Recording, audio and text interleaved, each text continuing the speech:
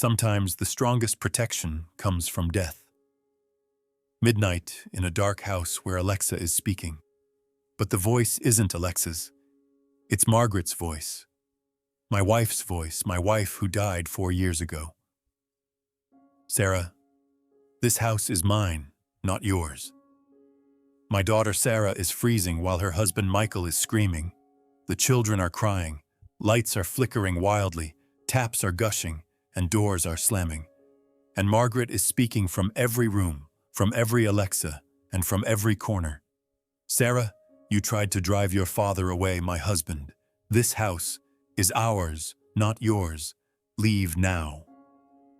Sarah is running with her family as they jump into the car and speed away at 2 in the morning in panic. And I'm watching from my window with tablet in hand, showing the Margaret Mode button on the screen while I'm smiling. Because this isn't revenge. This is justice. This is me, Robert Walsh, 65 years old from Vermont on Lake Champlain.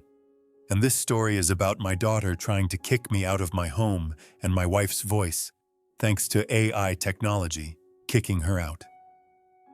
Technology and love combined where Margaret died 4 years ago. But that night, she came back to protect me and protect our home. And Sarah never came back.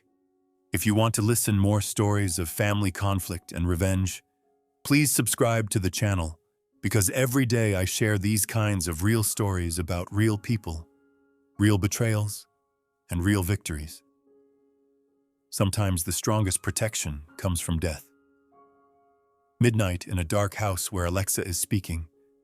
But the voice isn't Alexa's. It's Margaret's voice. My wife's voice, my wife who died 4 years ago. Sarah, this house is mine, not yours. My daughter Sarah is freezing while her husband Michael is screaming. The children are crying. Lights are flickering wildly, taps are gushing, and doors are slamming. And Margaret is speaking from every room, from every Alexa, and from every corner. Sarah, you tried to drive your father away, my husband. This house is ours, not yours. Leave now. Sarah is running with her family as they jump into the car and speed away at 2 in the morning in panic. And I'm watching from my window with tablet in hand, showing the Margaret Mode button on the screen while I'm smiling. Because this isn't revenge. This is justice. This is me, Robert Walsh, 65 years old from Vermont on Lake Champlain. And this story is about my daughter trying to kick me out of my home and my wife's voice thanks to AI technology, kicking her out. Technology and love combined where Margaret died 4 years ago. But that night, she came back to protect me and protect our home. And Sarah never came back. But wait, one very important thing before we begin. If this story shocks you and you want to hear more stories of family conflict and technological revenge, please subscribe to the channel, because every week I share these kinds of real stories about real people, real betrayals, and real victories. And comment because your story matters too. Maybe you have similar situations in your family, or maybe someone is trying to take your home. So share it, because this community supports each other. Now let's get back to Robert's story from May 2022 in Vermont on Lake Champlain about the summer house and daughter Sarah's threat. Vacate the house or I'll evict you.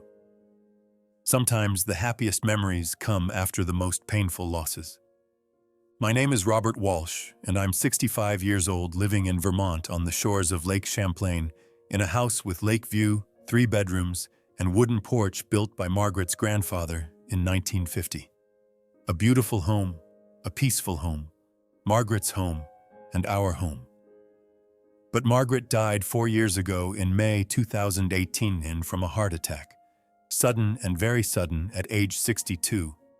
She had gone out for her morning run along the lake on a beautiful, sunny morning when she ran, stopped, couldn't breathe, and fell to the ground.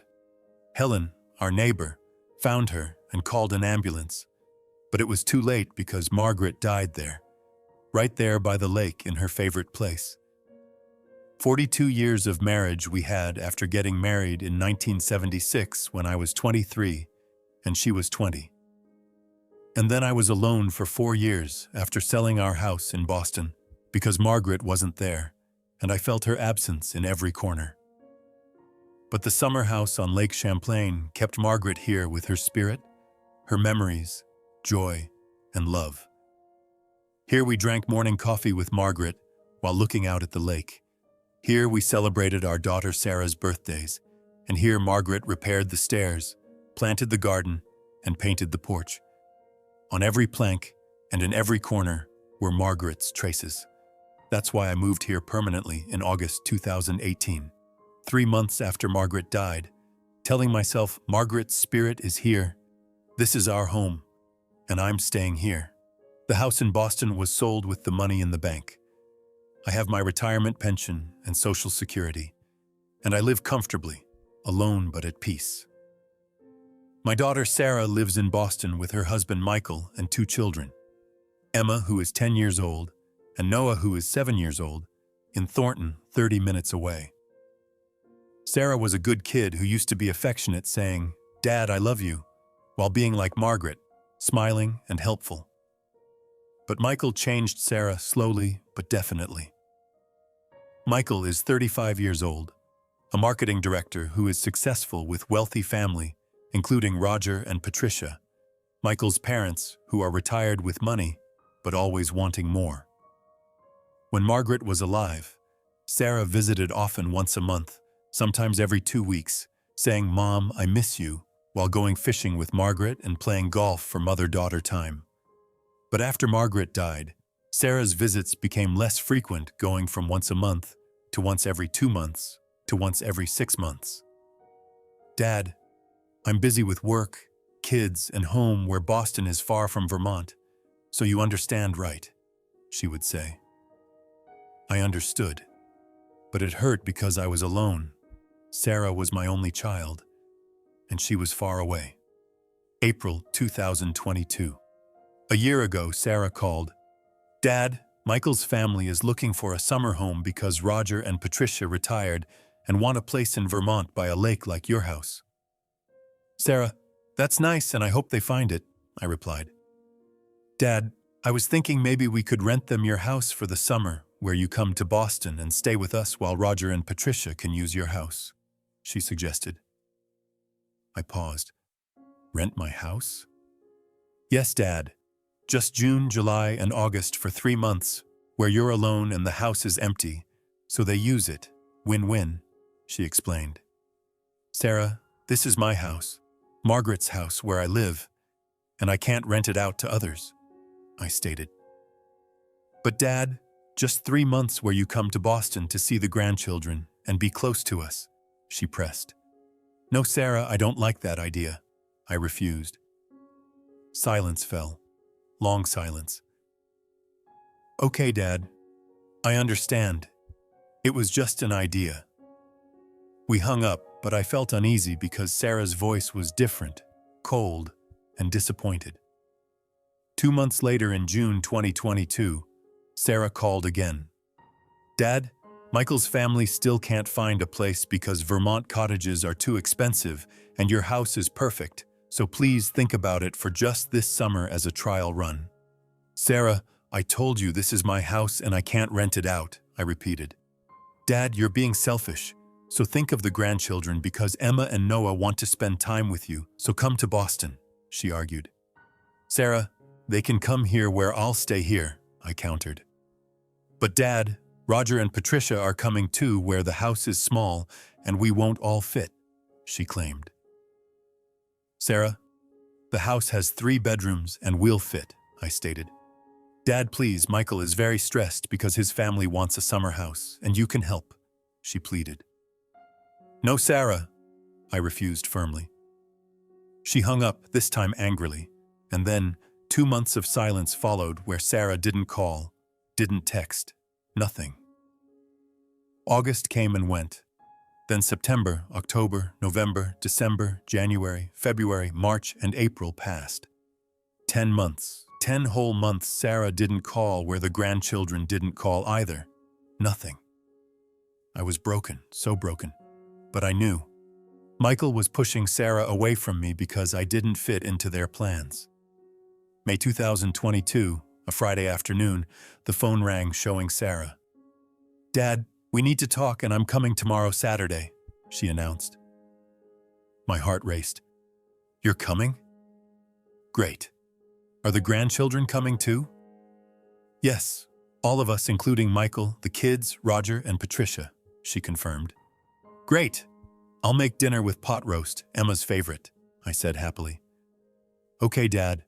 We'll be there tomorrow afternoon," she agreed. I prepared with joy because after 10 months, Sarah was coming soon, and the grandchildren were coming. And I missed them so much. Saturday, May 7th, 2022. At 2 in the afternoon, the cars arrived. 2 cars showing Sarah's Lexus and Roger's SUV. They got out. Sarah, Michael, Emma, Noah, Roger, and Patricia. 6 people total. I ran to the door. "Sarah, kids, welcome." Emma and Noah hugged me. "Grandpa, we missed you." "I missed you so much, my darlings," I replied. Sarah smiled, but the smile was cold and not sincere. "Hello, Dad." "Hello, sweetheart," I said, as we hugged with a brief, distant hug.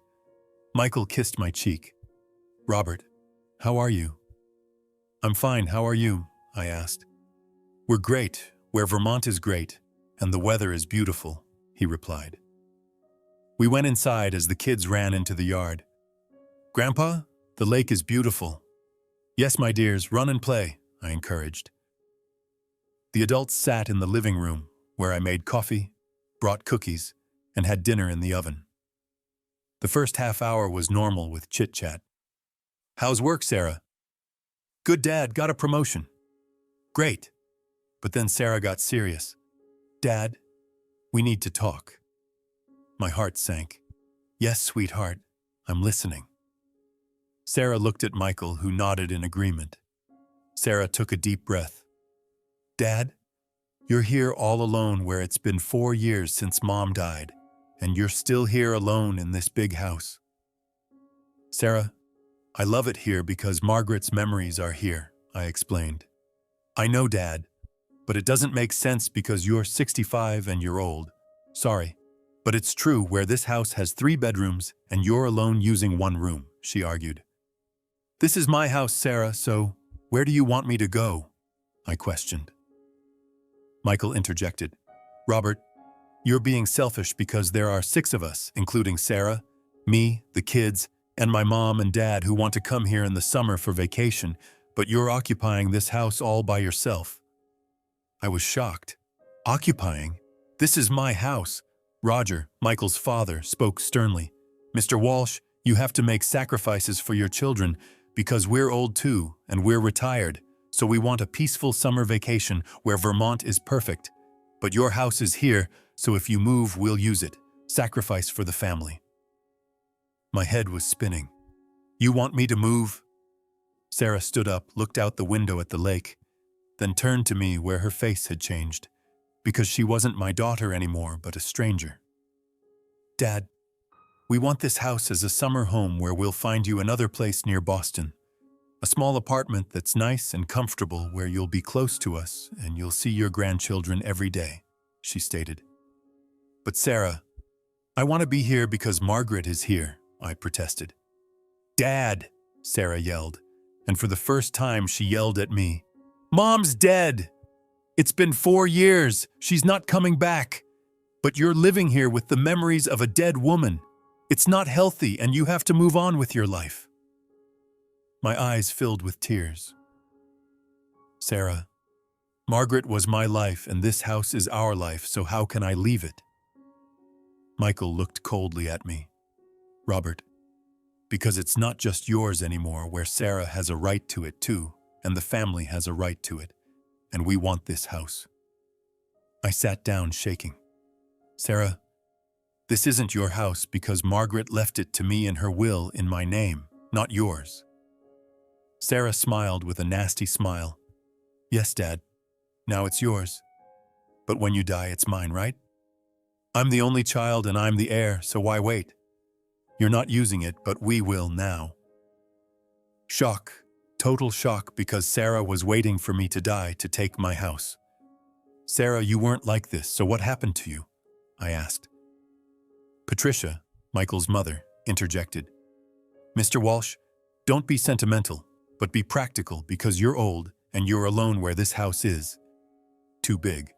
But there are 6 of us. So the logical thing is you move out and we use it. Sarah leaned across the table toward me with face very close and cold eyes. Dad, I'm giving you a week to think, plan, and find a place like a small apartment in Boston or an assisted living facility that's nice. Next Saturday we'll come back, and if you haven't moved, unfortunately, we'll have to evict you, she threatened. I froze. Evict me? How can you evict me when this is my house? Dad, we'll find a way where maybe we'll put you in a nursing home by saying, Dad's old and he needs care, where we'll get a doctor's report and we'll have you forcibly removed, she explained. Sarah, you can't do that, I protested. I can, Dad, and if you push it, I will, but I don't want to, so please, 1 week, leave on your own because it'll be easier for all of us, she stated. Michael laughed with a bitter laugh. Robert, resisting is pointless, so think of the children, because Emma and Noah will be here for vacation in the summer with the lake, nature, and family time. So do you want to stand in the way of that? Do you want to be the bad grandfather? I started to cry silently, while Sarah didn't even look at me by turning her face away. 1 week, Dad, Saturday, May 14th, we're coming that day, and I hope you'll have made up your mind by then, she stated. Emma and Noah ran inside. Grandpa, is dinner ready? I wiped my eyes. Yes, my dears, let's go to the table. Dinner was quiet where the children were cheerful, but the adults were tense. Sarah got up early. Dad, we're leaving. 1 week, think about it. They left as the cars drove away, and I stayed in the living room alone crying. I looked at Margaret's photo on the wall showing her smiling. Margaret, I said, Sarah is kicking me out from our home, your home, so what should I do, my love? What should I do? No answer came because Margaret is dead, having died 4 years ago as just a photo and just a memory. But that night, something changed inside me, where sadness turned to anger and fear turned to determination. No, I said, I won't give this house to Sarah because I'll fight for Margaret and I'll fight for our home. But how? I'm 65 years old and alone while Sarah is young and strong, where she may have lawyers and could evict me by force. How could I stop her? That evening, there was a knock at the door showing neighbor Helen, 55 years old, and retired tech engineer who lives next door and was Margaret's closest friend. Robert, are you okay? I saw Sarah's car. Did she come to visit? She asked. Come in, Helen, and make some coffee, please, because I can't talk, I said weakly. Helen came in, made coffee, and gave it to me. Robert, what happened? Your face is as white as chalk. I told her everything. Sarah's threat of vacate the house 1 week or we'll evict you. Michael's words, you're being selfish. Roger's, you need to make sacrifices. And Patricia's, the logical thing is for you to move. Helen listened quietly as her face grew redder and redder, with veins bulging from rage, pure rage. Robert! Helen slammed her fist on the table. Sarah can't kick you out. This is your house in your name in the will where it's legally yours, and she can't force you out. But Helen said she'll put me in a nursing home where she'll get a doctor's report saying, my father is elderly and he needs care, I explained. Nonsense. You're healthy with clear mind and live independently, so no doctor will give a needs care report, she countered. But Sarah can hire a lawyer and can pressure me where I'm tired, Helen, and I don't have the strength to fight, I admitted. Helen held my hand warmly. Robert, listen. If Sarah wants a fight, let's fight, but on our terms, smartly. What do you mean? I asked. Helen smiled with a sly smile. Robert, I was an engineer, And I'm a tech expert in smart home systems and automation, so I can protect you from Sarah, but in a different way. How? I pressed. Helen leaned in and whispered as if the walls had ears. Robert, Sarah is coming in a week on Saturday to take the house, right? Yes, I confirmed. So what if that night we teach them a lesson they'll never forget? She suggested. What do you mean, Helen? I asked. A technological lesson with smart home where you'll be in control remotely from your tablet, and Sarah will come with her family where they'll go to bed. And at night it will begin, she explained.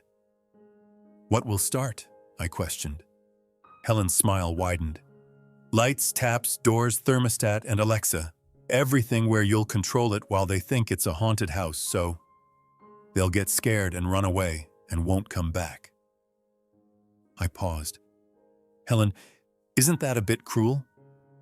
The kids will be there too with Emma and Noah. Robert, Sarah threatened to kick you out from your home, from Margaret's home, so who's cruel? You or Sarah? She challenged. I thought long and hard about what Margaret would say. Margaret was a protector of our family, and if she were alive, she wouldn't let Sarah do this by saying, Daughter, respect your father, because this is his home. But Margaret is dead. I'm alone, and Sarah knows that by using my weakness. Helen, I'll do it, but there's one condition, I decided. Speak, she encouraged. I want to use Margaret's voice, I stated. Helen paused. What? From Alexa and from the speakers, Margaret will speak with her voice saying, This is my house, leave, where Sarah will hear her mother's voice, get scared, and run away, I explained. Helen scratched her head. Robert, this requires AI voice cloning. Do you have recordings of Margaret's voice? Yes, 10 years worth of videos from weddings, birthdays, and family gatherings where Margaret talked a lot, and it's all on my computer, I confirmed. Helen's eyes lit up. Perfect. I can clone Margaret's voice with AI to make it realistic and clear, where Sarah will hear her mother's voice and think it's really Margaret's spirit. Helen, I want to use Margaret's spirit really because this isn't just technology. This is Margaret's revenge where Sarah let her down and let me down. So Margaret will protect us with her voice, I stated. Helen squeezed my hand. Robert, we'll do it where Margaret will speak. Sarah will listen, and she'll never come back. The next day, Sunday, May 8th, 2022, Helen arrived at 9 in the morning with big bag containing cables, devices, laptop, tablet, and everything. Robert, we're starting because we have a week and need to be ready by Saturday, she announced. What are we installing, Helen? I asked. A smart home system with full control, where you'll control everything from the tablet, including lights, faucets, doors, thermostat, Alexis, and Margaret's voice through special speakers with powerful sound in every room, she explained. Day 1 was planning where Helen walked around the house, took measurements, and made notes. Robert, we need 8 Alexas for one in every room, plus smart bulbs, smart faucets, smart thermostat, smart door locks, and the sound system. How much will it cost? I asked. Robert, I'm doing this for Margaret because she was my best friend, so it's free and it's my duty to protect her home, she stated. My eyes welled up. Thank you, Helen. Thank you so much. Day 2, Monday. The materials arrived through Amazon orders as big boxes that I opened to start the installation. Alexa devices, 8 of them, went into bedrooms, living room, kitchen, and bathrooms, everywhere. Smart bulbs, Philips Hue, went into every lamp and every room with Wi-Fi control. Smart faucets with Wi-Fi control went into kitchen, 2 bathrooms, and garden hose with remote on and off.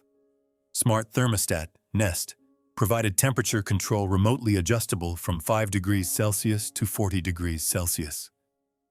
Smart door locks, motorized with remote opening and closing, went on interior doors, bedroom doors, and bathroom doors.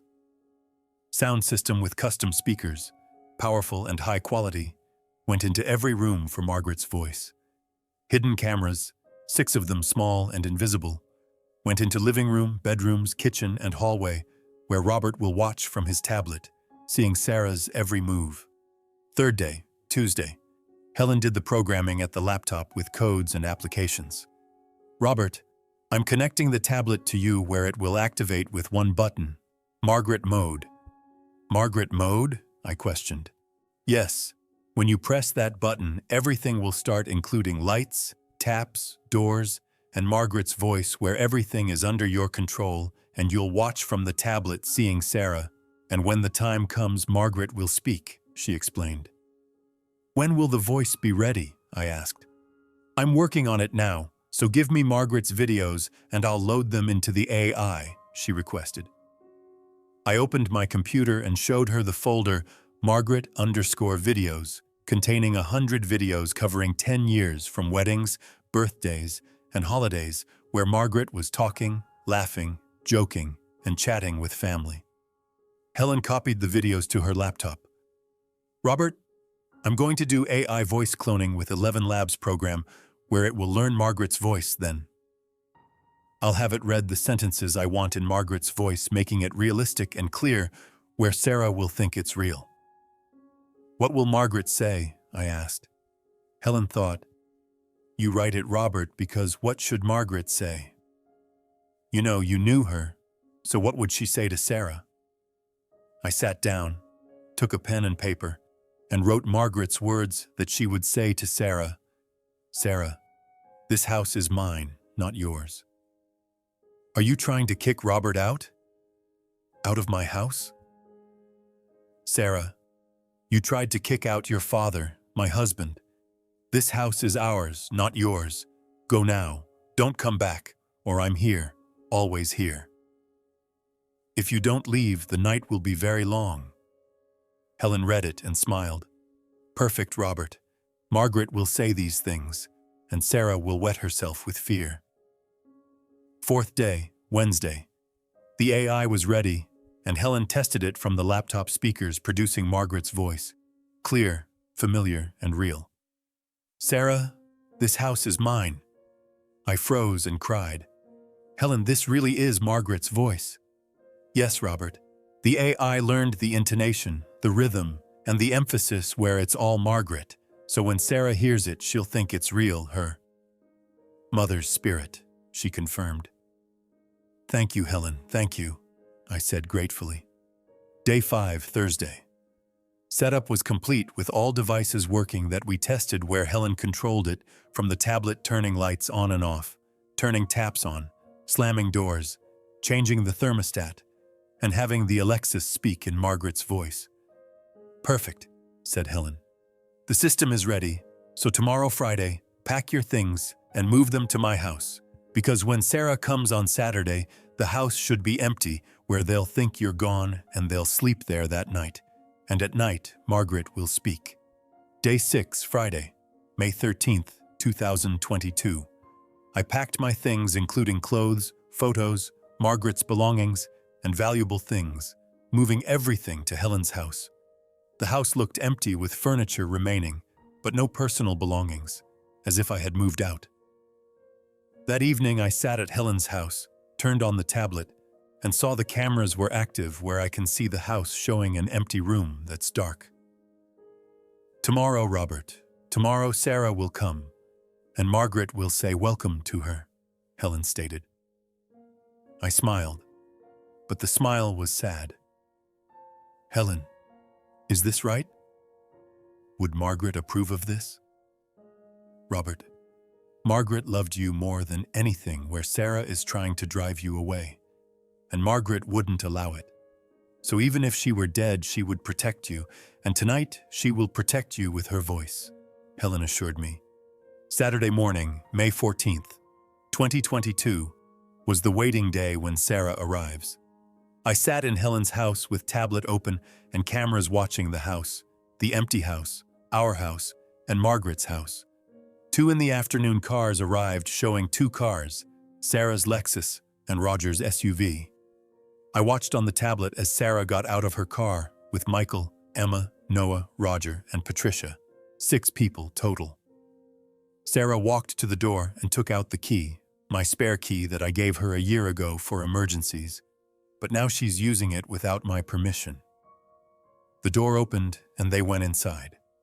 I saw it on the cameras as Sarah looked into the living room that was empty with furniture, but no pictures and no belongings. Sarah smiled with a big smile. See? Dad came to his senses by clearing out the house and moving out. Michael clapped. Great. Now it's ours. All ours. Roger looked around the living room.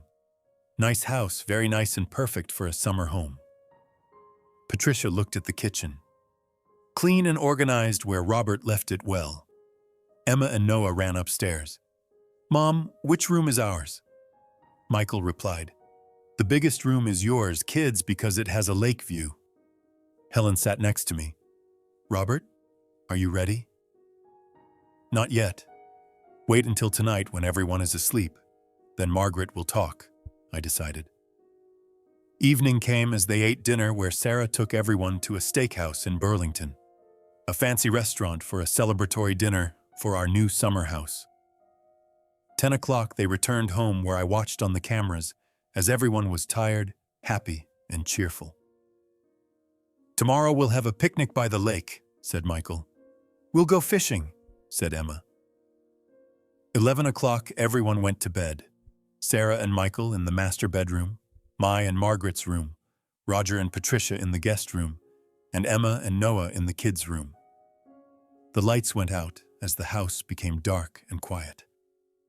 Helen handed me the tablet. Robert, it's under your control with the Margaret mode button, so when you're ready, press it and Margaret will speak. My hand trembled at the button on the tablet. Margaret mode. Activate. I looked at the screen showing cameras as Sarah was lying down, Michael was lying down, and everyone was asleep. I looked at Margaret's photo at Helen's house that I had brought. Margaret, I said. Tonight, you will speak to Sarah to scare her and drive her away and protect our home. Are you ready, my love? No answer came, but I felt it. Margaret was there with me in spirit and in heart. 11:30, I pressed the button. Margaret mode. Active text on the screen showed, system armed, waiting. First stage, midnight with lights. Second phase, 0015 with Margaret's voice. Third phase, 0045 with the faucets. Fourth phase, 115 with the thermostat, the doors, and the finale. We waited, me and Helen, looking at the tablet showing the cameras with dark rooms and sleeping people. And Margaret was ready to talk and ready to teach her daughter. The night would be long for Sarah, for Michael, and for all of them. Because tonight Margaret was coming home for the last time to drive them out. 23:30 showed the counter on the tablet screen. Margaret mode active. Stage 1 in 30 minutes. Helen sat next to me. Robert, are you ready? The first wave is at midnight with lights. I'm ready, Helen, and Margaret is ready, I confirmed. We watched on the cameras showing dark rooms where Sarah and Michael were sleeping in the master bedroom, Roger and Patricia in the guest room, and Emma and Noah in the children's room with everyone fast asleep. 11:45 came as a warning flashed on the screen. Stage 1. Lights activating in 5, 4, 3, 2, 1. The button on the tablet flashed. Lights on.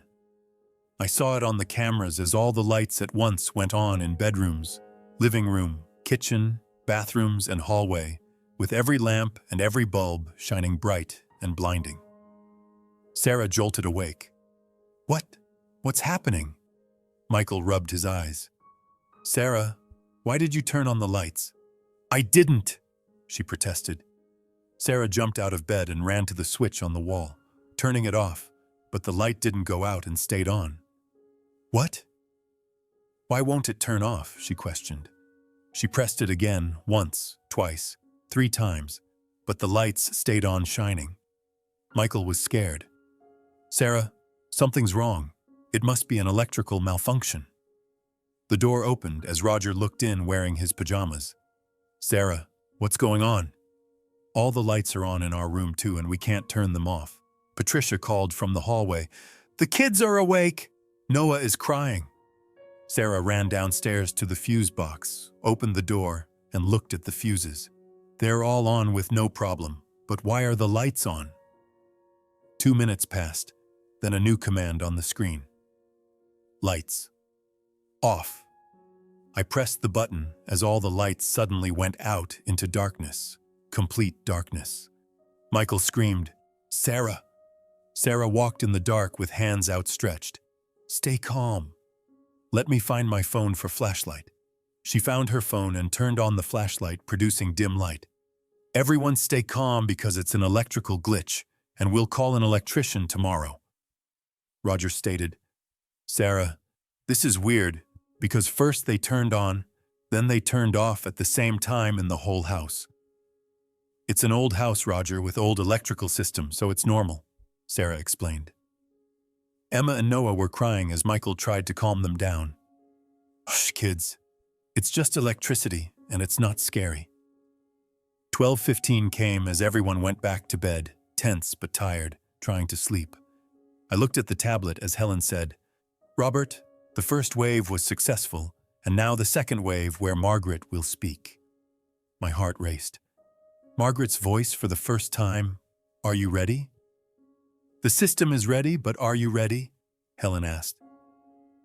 I looked at Margaret's photo. Yes, Margaret, speak to your daughter and teach her. 12:15 showed on the screen. Stage 2, voice, activating. Button showed. Margaret voice, living room Alexa, play. I pressed it. On camera, the Alexa in the living room showed the blue ring lighting up, ready to speak. Then the voice came, a soft voice, a gentle voice, and Margaret's voice.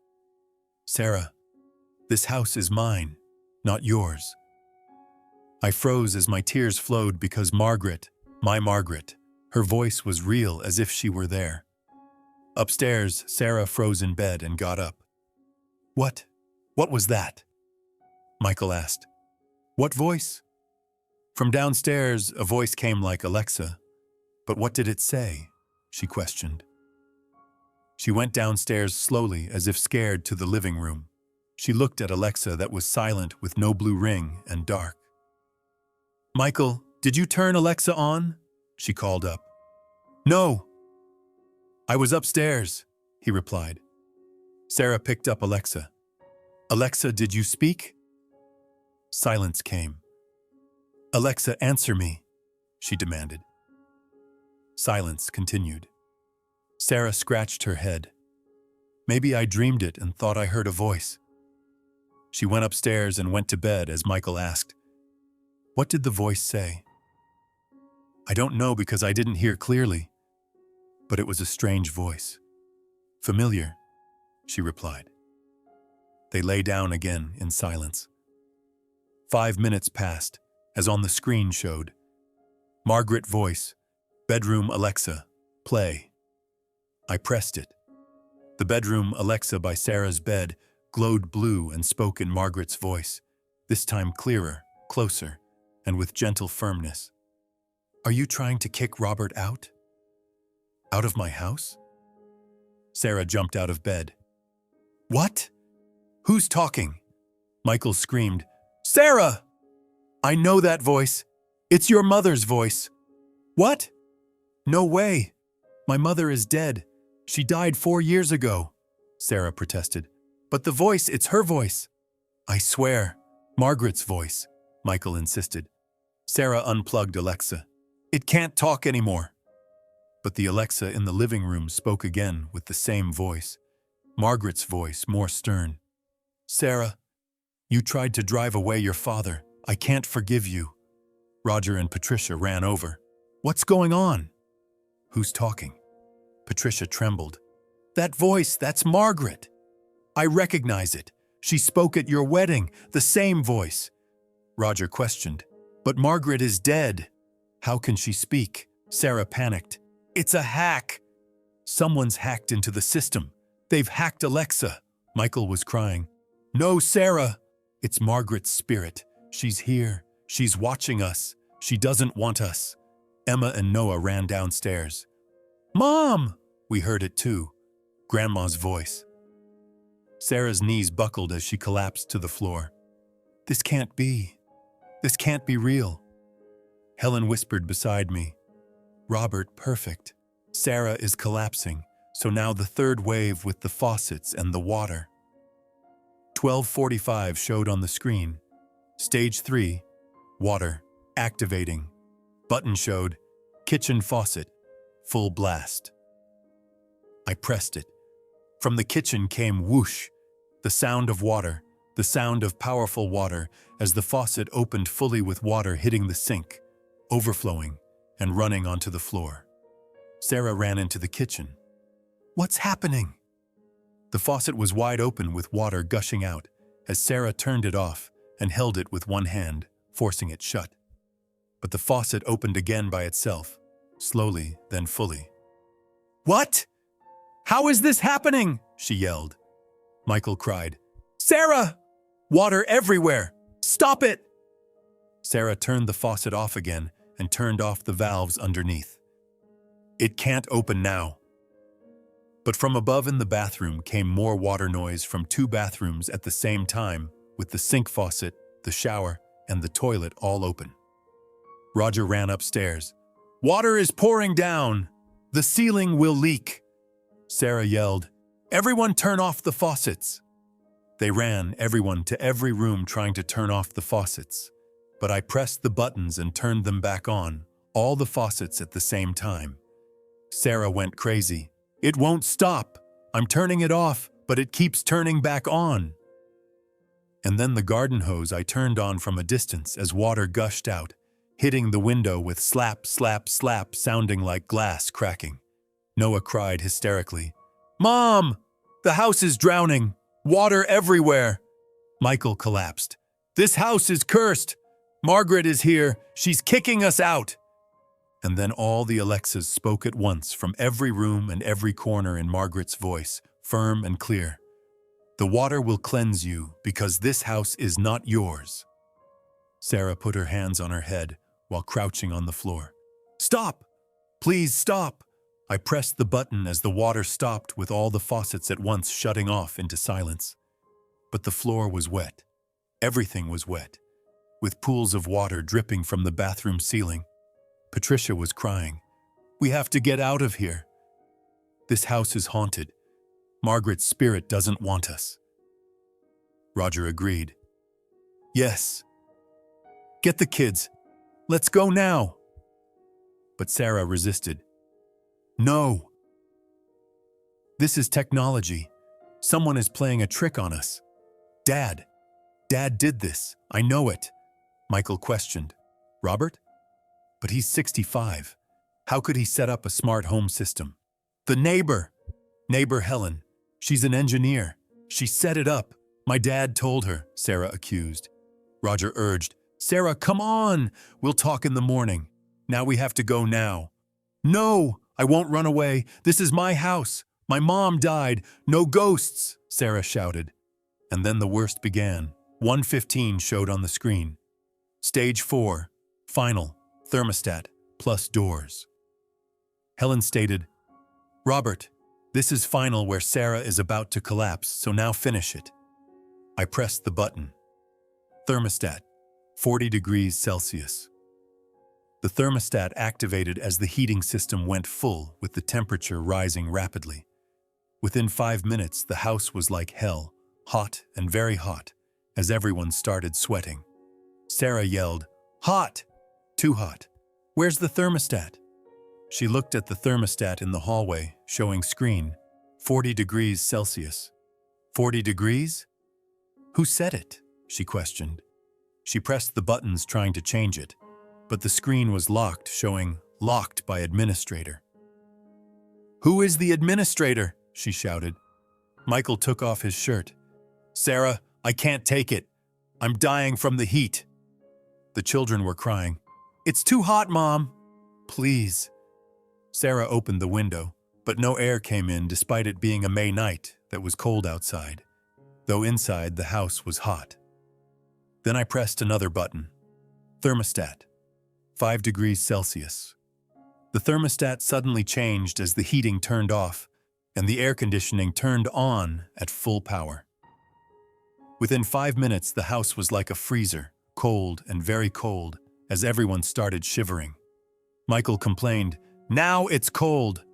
5 degrees. We're freezing." Roger looked for a blanket. "Cover the kids. Don't let them catch cold." Patricia cried, "This is insanity. We have to get out of here." And then the doors, as I pressed the button. All doors. Slam mode. All the doors, including bedroom doors, bathroom doors, and closet doors, started their motors. Slam. Open. Slam. Close. Slam, slam, slam. 10 doors at once, opening and closing over and over. Slam, slam, slam, slam. Noah screamed, "Do you hear that?" The doors are moving. Emma cried, "There are ghosts." Grandma's ghost. Sarah tried to hold the doors by grabbing the bedroom door, but the motor force was strong where the door slipped from her grasp as slam. It closed and Sarah's finger got caught. "Ah! My finger!" she screamed. Michael urged, "Sarah! Let go of the door. Come on, we're leaving." Roger agreed. "Yes, enough is enough. This house is going to kill us." And then the finale came. Margaret's voice from all the Alexas and all the speakers at once at loudest volume with clearest sound and most determined voice. "Sarah, you tried to kick my husband out. My husband. This house is ours, not yours. Go now, don't come back, or I'm here and I'll always be here."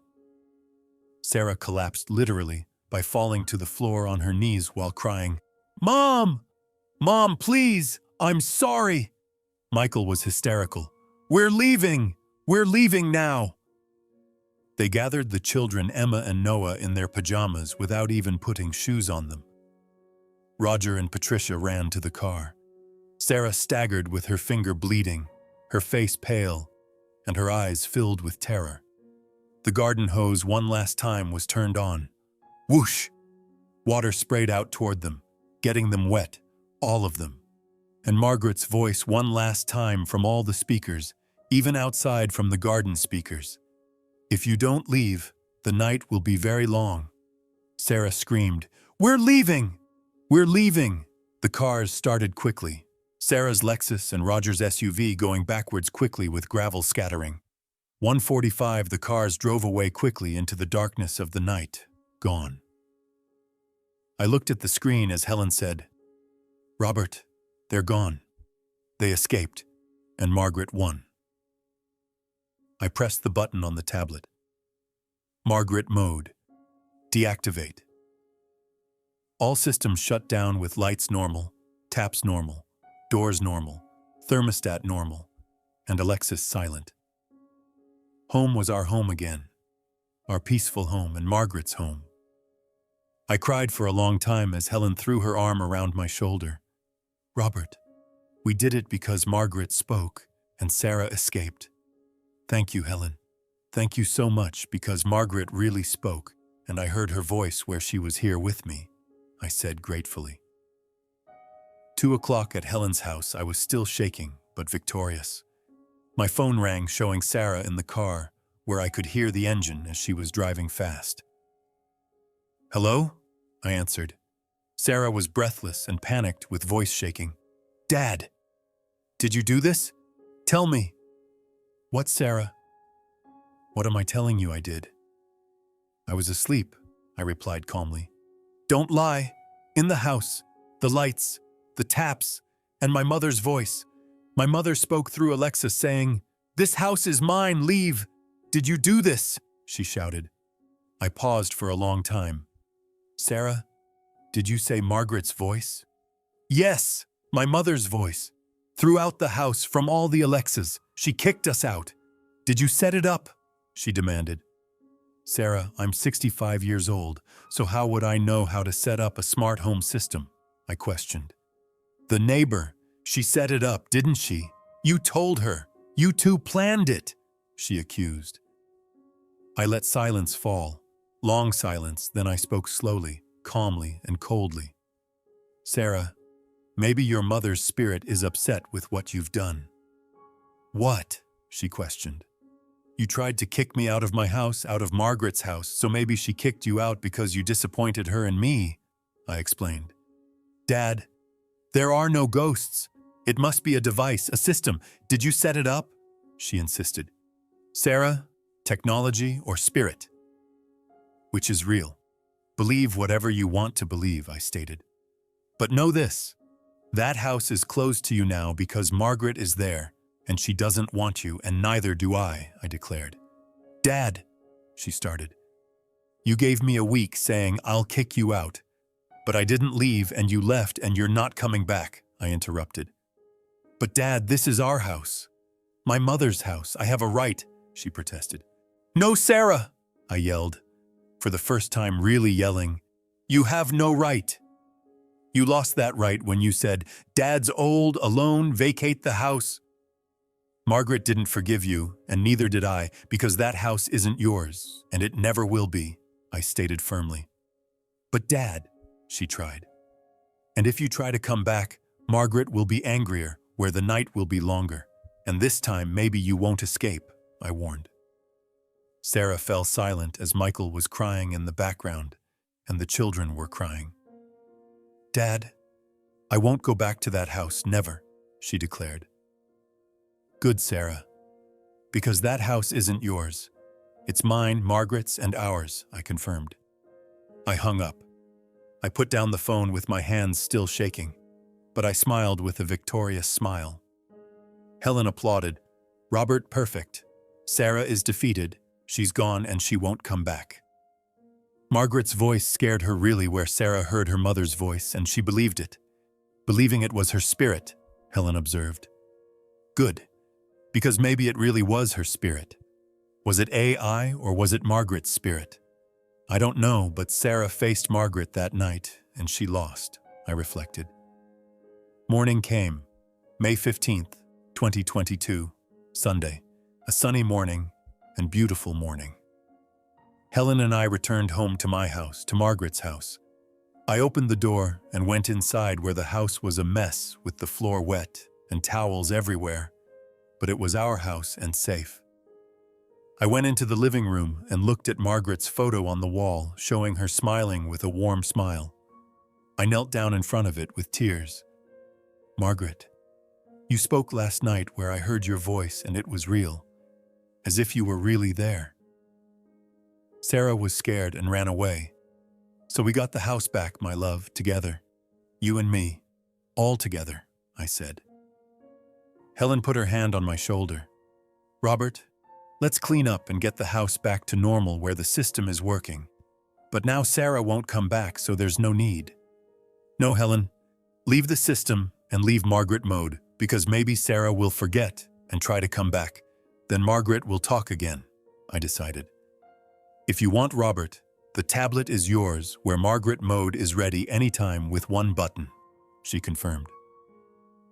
We cleaned that day as Helen helped where we mopped the floor, gathered the towels and straightened the furniture. That evening, Helen left. Robert, if you need anything, call because I'm here. Thank you, Helen, because you're a real friend, and Margaret loved you very much, I said.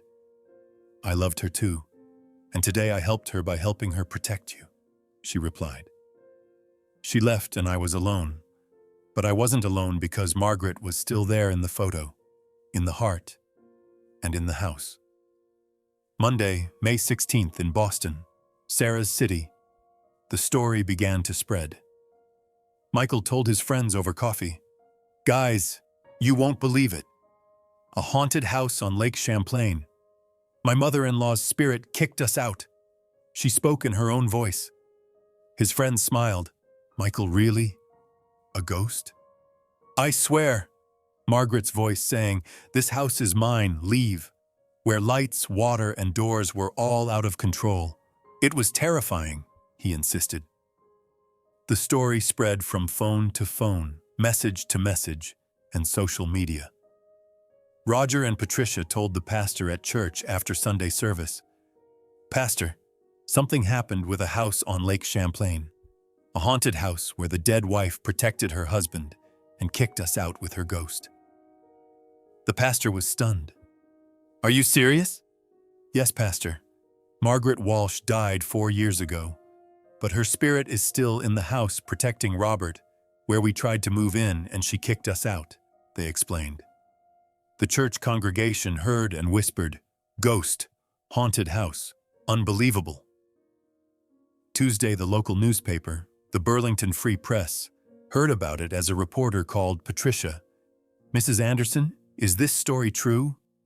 "Yes, haunted house with Margaret Walsh's spirit, where we saw it with our own eyes and heard it with our own ears," she confirmed. Wednesday, the paper came out with headline, "Haunted Lake House, Dead Wife's Ghost Defends Husband from Greedy Daughter." Robert Walsh, 65, Vermont resident, reportedly protected by late wife Margaret Walsh's spirit after daughter Sarah attempted to claim family home. The article was detailed with Michael's statements, Patricia's statements, and Emma's words, "I heard Grandma's voice." Sarah was humiliated where at work at a software company in Boston, her colleagues saw the newspaper. "Hey Sarah, did you try to take your dad's house?" they asked. "Sarah, did your mom really kick you out?" they questioned. "Haunted house!" "Ha ha ha ha!" they laughed. Sarah hung her head in shame. "This is a misunderstanding where my dad played a trick on us.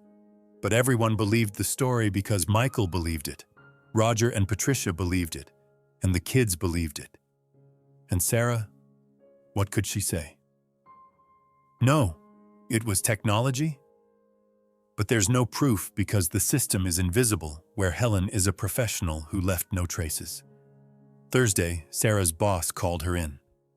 "Sarah, this newspaper article is damaging our company's image by making it look like our employee tried to kick her father out of the house." "But sir, that's not true. My dad," she protested. "Sarah, take some time off for 2 weeks and stay away from work until the media forgets," the boss ordered. Sarah was suspended in shame and sat at home where Michael was cold. "This is your fault, Sarah, because you insisted saying, 'We'll get the house.'" "But you wanted it too," she countered. "But I didn't kick your father out. You did. And now everyone thinks we're a greedy family," he accused. May 23, 2022. A week had passed since that night when Sarah called again. "Dad, can we talk?"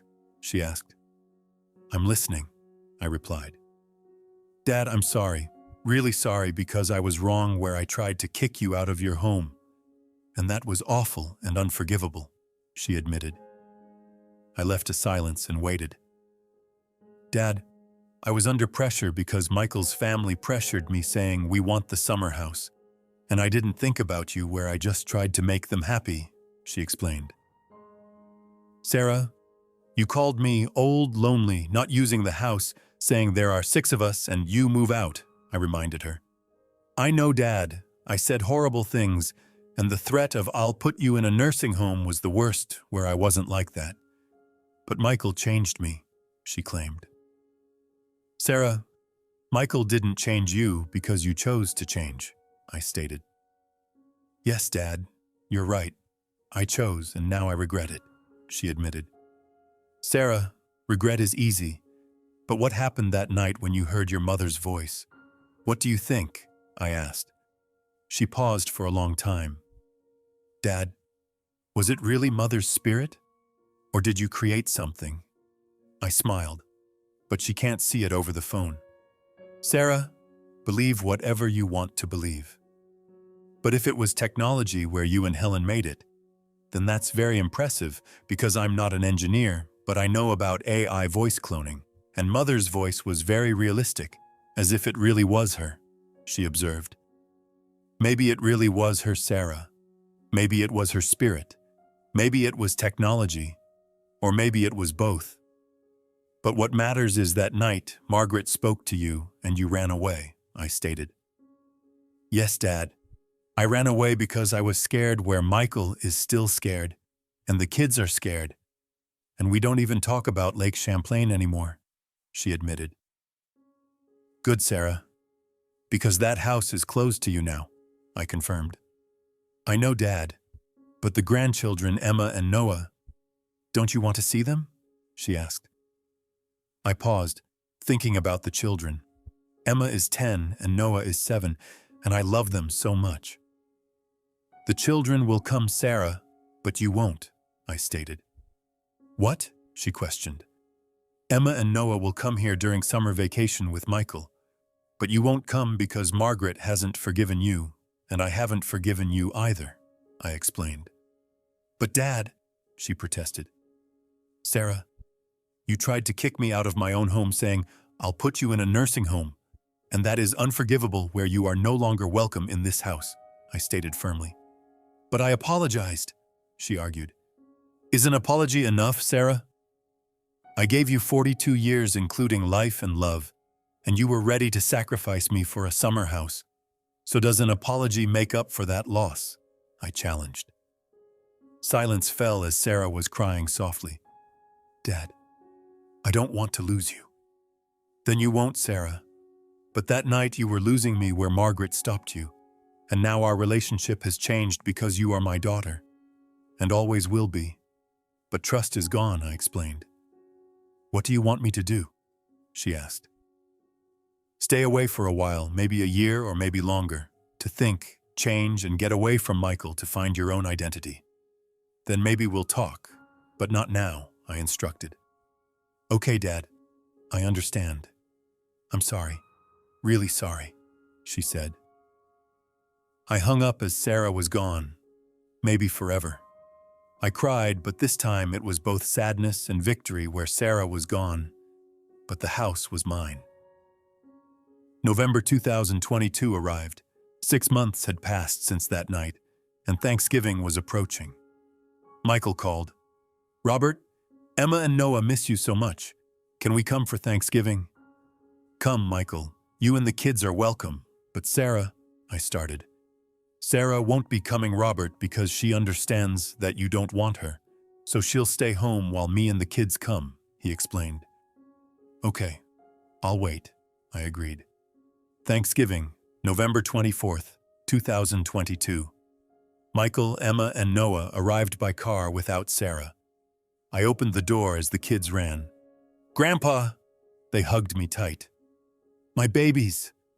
I missed you, I exclaimed. Michael smiled with a sad smile. Robert, I'm sorry because that night was awful.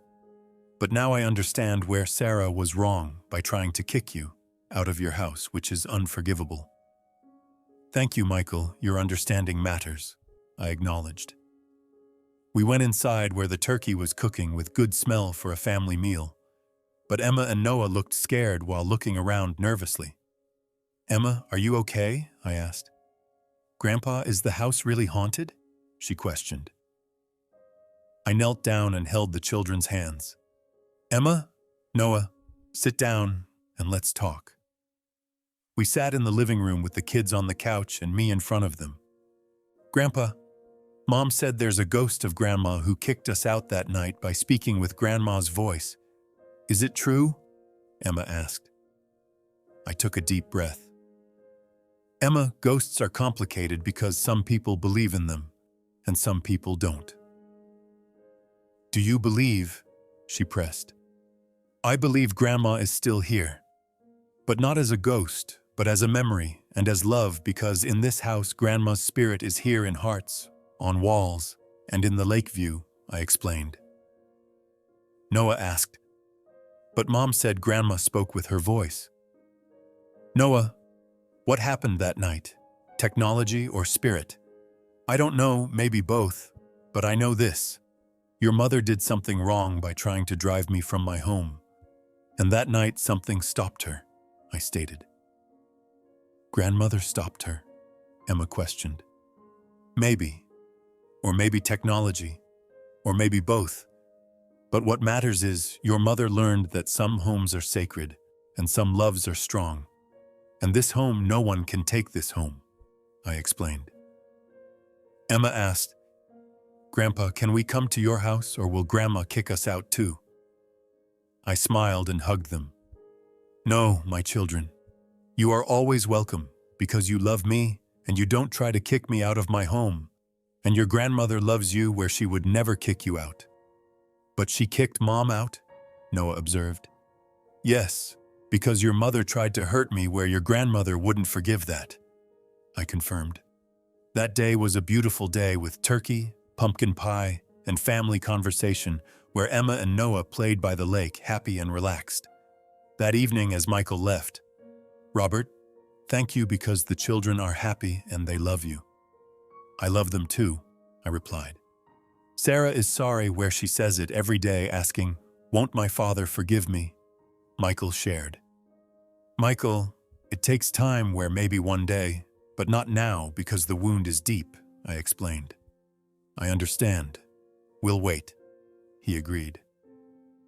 They left and I was alone looking at Margaret's photo. Margaret, the grandchildren came and they missed you, but they felt you in this house and in every corner. May 2023 arrived.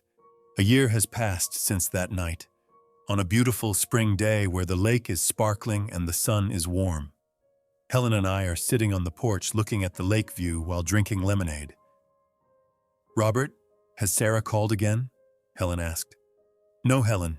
It's been a year where she hasn't called, but Emma and Noah come every month with Michael, I replied. Good. The kids love you while Sarah lost them too, Helen observed. Yes, her own choice because that night she lost everything, I stated.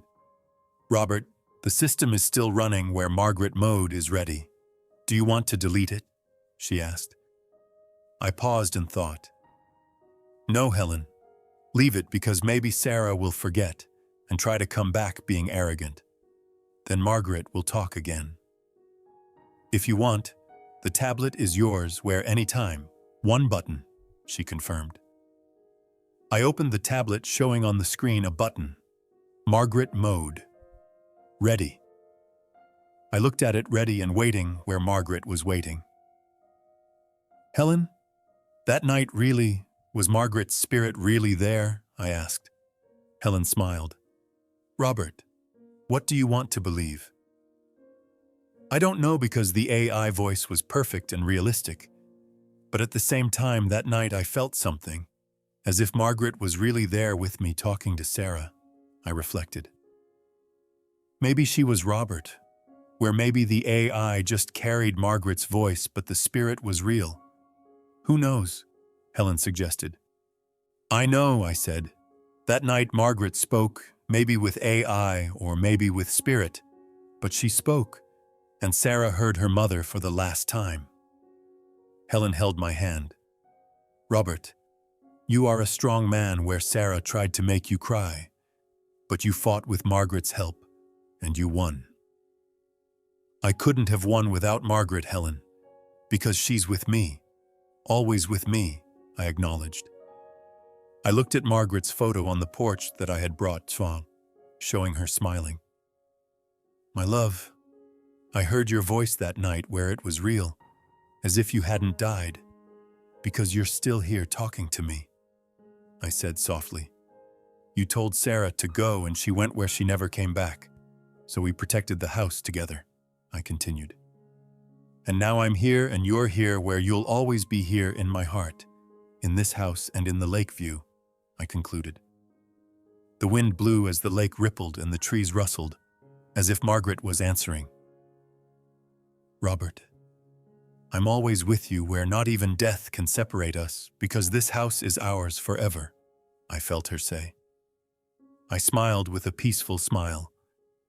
Yes, Margaret, forever. May 2024 arrived. 2 years have passed, showing Robert's 67th birthday. Emma, now 12, and Noah, now 9, arrive with Michael bringing cake, candles, songs, and celebration. Sarah isn't here and still isn't here where she hasn't seen her father in 2 years and hasn't even called. Grandpa, the cake is beautiful. Noah smiles. Thank you, sweetheart, I reply. Emma asks, Grandpa, why isn't Mom coming? Is she still afraid of you? I paused. Emma, your mother did something wrong. Something very wrong. And sometimes forgiveness takes a long time where maybe it never comes. Are you sad? She questions. Yes, my dear. I'm sad because she's my daughter. But also I'm disappointed because she didn't love me, but loved the house, I explain. Noah asks, Grandpa, is Grandma's spirit really here? I looked at the lake where the sun was setting with orange sky and beautiful view. Yes, my dear. She is here always in the wind, in the lake's waves, and in the walls of this house, and if you listen carefully, sometimes you can hear her speak, I tell him. Noah pricked up his ears. I can't hear anything. I smiled. Listen with your heart, my dear, and you'll hear her there. That evening, the children went to bed as Michael left, and I was alone. I sat on the porch with Margaret's photo beside me and tablet on my lap showing Margaret mode, ready. Margaret, I said, it's been 2 years where Sarah never came and maybe she never will. But I'm still here in your house, our house where Emma and Noah come and they love me, I continued. I heard your voice that night. Whether it was AI or whether it was you, I don't know. But it doesn't matter because that night you taught Sarah a lesson saying respect your father, where she ran away and never came back, I reflected. And I miss you, Margaret, every day. But at the same time, I feel you in this house and in every corner with me, I confessed. I looked at the tablet showing Margaret mode with one button where Margaret speaks, but to no one, only to me if I want. Maybe one day Sarah will come repentant and apologetic. Then what would you say, Margaret? Would you forgive her? I wondered. The wind blew as the lake rippled, as if answering. Maybe. But you won't forget, because that night you saw everything, including Sarah's true face, her greed, and her selfishness, I reasoned. But if she changes, if she truly changes, maybe forgiveness will come. Maybe, I concluded. I smiled. Yes, Margaret, maybe. But not now, because now it's just you and me in this house in peace. The sun set as the lake grew dark and the stars came out for a beautiful night. I looked at Margaret's photo one last time. Good night, my love. I love you, and I always will.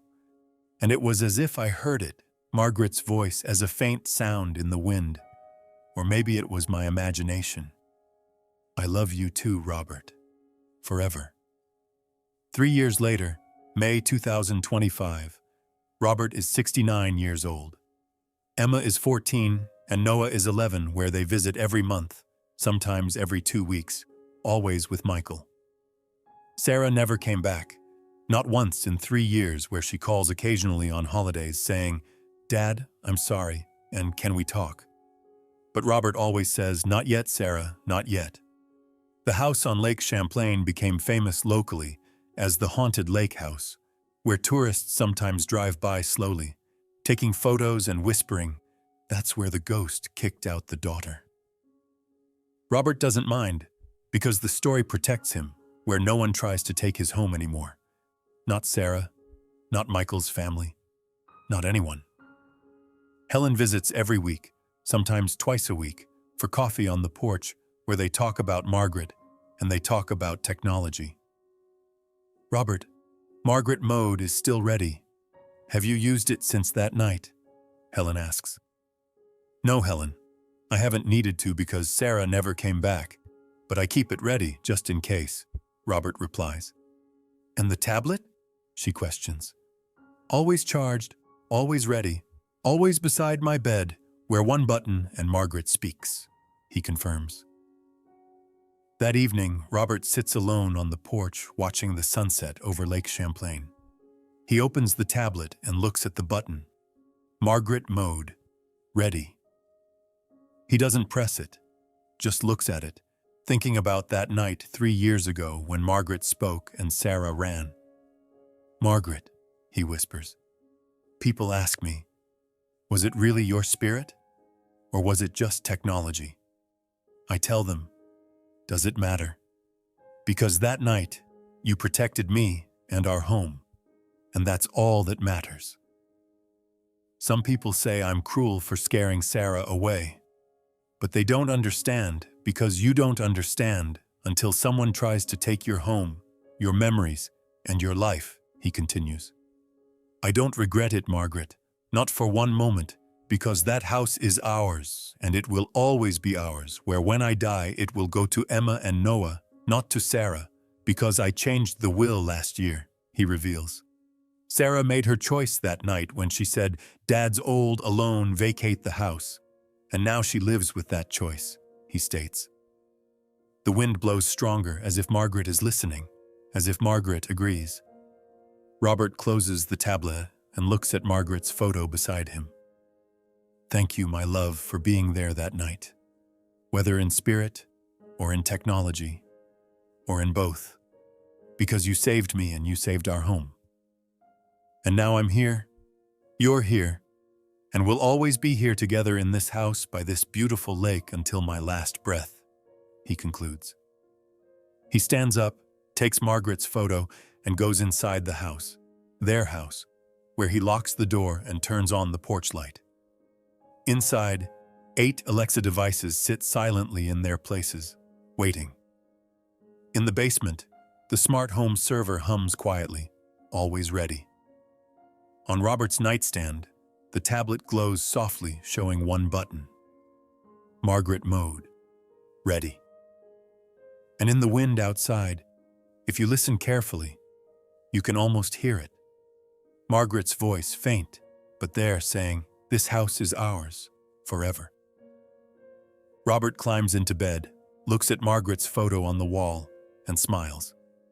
Good night, my love, until tomorrow. And somewhere in the digital cloud, in lines of code and AI algorithms, Margaret's voice remains preserved, waiting, ready to protect Robert one more time if needed. Because some loves are stronger than death, and some homes are worth fighting for, and sometimes technology and spirit become one and the same. The moral. This story teaches us several truths.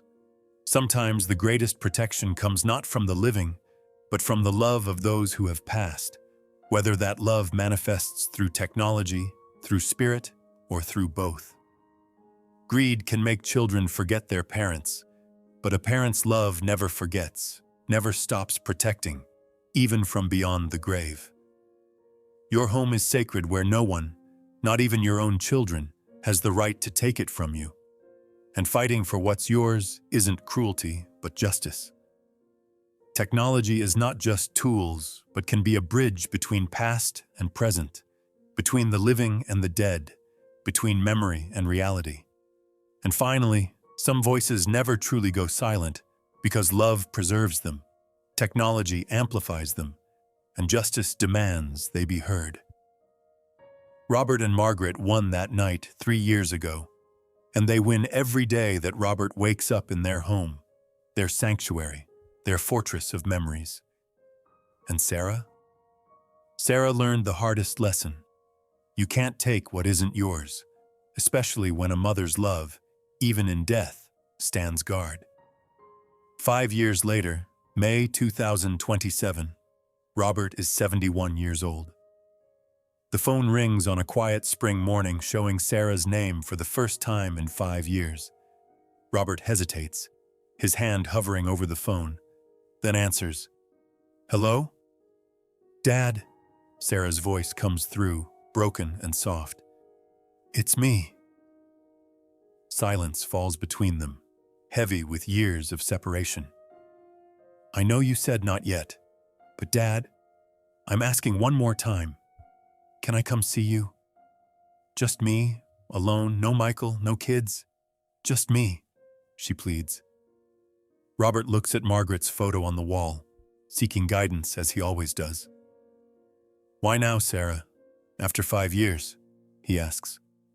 "Because, Dad, I've been in therapy for 3 years where I've worked on myself, left Michael because he was toxic, and I finally understand what I did to you that day," she explains. "I'm not asking for forgiveness, Dad, because I know what I did is unforgivable. But I'm asking for a chance to say sorry, face to face, to tell you I understand now, and to let you know that Mom would be ashamed of who I was, but maybe proud of who I'm trying to become, she continues. Robert's eyes fill with tears because this is the daughter he remembers. The one before Michael, before greed, before that terrible Saturday. Come tomorrow, Sarah. 2:00, alone, he agrees. Thank you, Dad. Thank you, she whispers. The next day, Saturday, May 10th, 2027, at 2:00 exactly, a single car pulls up.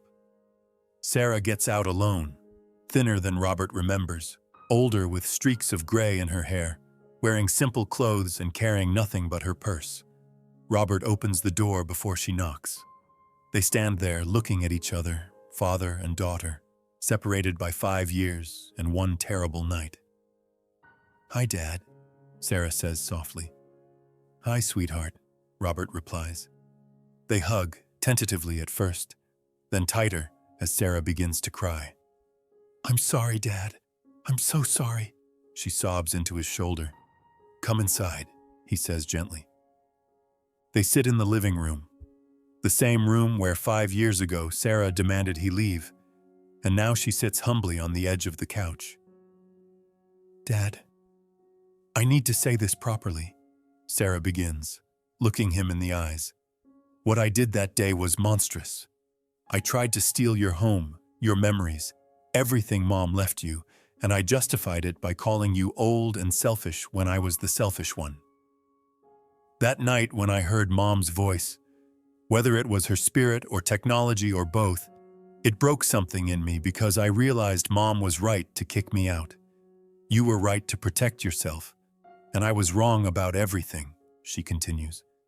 The last 5 years, I lost my job. My marriage ended. Michael's family blamed me for the scandal, and Emma and Noah are angry with me for what I did to you, she explains.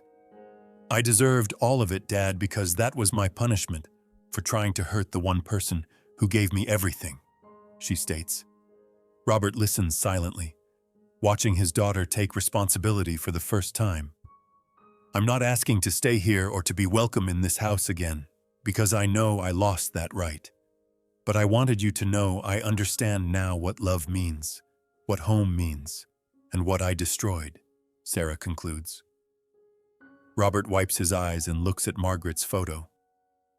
Your mother loved you, Sarah. Even that night when her voice spoke, she loved you. But love also means protecting those we love from those who would hurt them, even if it's our own children. I know, Dad, and Mom was protecting you from me, Sarah acknowledges. The question is, Sarah, have you truly changed? Or are you here because you lost everything and have nowhere else to go? Robert asks directly. Sarah looks down at her hands. Honestly, Dad, both. I've changed because I had to face myself and I didn't like what I saw. But also I'm alone now and I miss my father. But I won't ask for anything except maybe occasional phone calls if you'll allow it. Robert thinks for a long moment, looking at Margaret's photo as if asking her permission. Sarah, I'll give you what I didn't give you 5 years ago. A chance, but not to live here, not to take anything. Just a chance to rebuild our relationship slowly over time, he decides. Phone calls once a week, visits once a month here at the house with me present.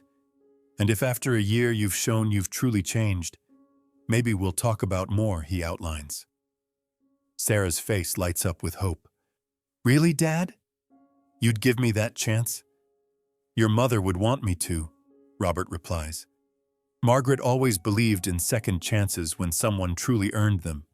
And Sarah, you've suffered enough to maybe, just maybe, have earned one. They talk for 3 hours that afternoon. Not about the house or money or the past, but about Emma and Noah, about Sarah's therapy, about Robert's life with the grandchildren.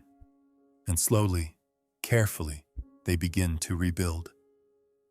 As Sarah leaves at 5 o'clock, she turns at the door. Dad, is the system still there, Margaret mode? Robert smiles. Yes, always ready, just in case. Good, Sarah says. Because if I ever forget again what I learned, I hope Mom's voice will remind me. She will, Sarah. She will, Robert assures her. Sarah drives away, and Robert sits on the porch with his tablet showing Margaret mode, ready. Margaret, he says, I gave her a chance like you would have wanted. But the system stays ready because trust must be earned back slowly, and your voice will always protect us if needed. The wind blows gently as if Margaret approves. The true end. 1 year later, May 2028, Sarah has kept her word with weekly phone calls, monthly visits, and genuine change. Robert invites her to stay for a weekend. The first time in 6 years, she'll sleep in the house. That night, Sarah lies in her old childhood bedroom looking at the ceiling and whispers, Mom, if you're here, thank you for stopping me that night. Because without that, I would have destroyed Dad and myself. In Robert's room, the tablet sits on his nightstand glowing softly. Margaret mode, ready. But tonight, it's not needed because Sarah has learned her lesson, earned her chance, and understood that some loves protect us even from ourselves. Robert sleeps peacefully, knowing Margaret is there, always there, in the wind, in the house, in the tablet, and in the love that never dies. If you liked this story, please like the video, subscribe to the channel, and share your thoughts about this story in the comments. Click on the box on the left to listen to the next story.